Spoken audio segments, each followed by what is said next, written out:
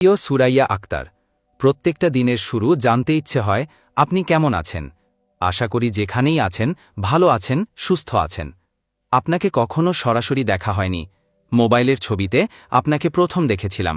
আপনি দেখতে সুন্দর, অফুরান্ত সুন্দর।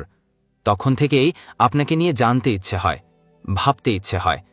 আপনি বলেন, জানা অসম্পূর্ণ রেখে ভালোবাসা পূর্ণ করা কি সম্ভব?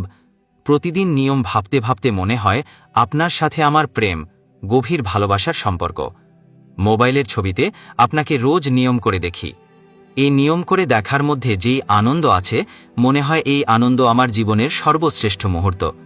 সবশেষে আমি বলতে চাই, আমি আপনাকে ভালোবাসি।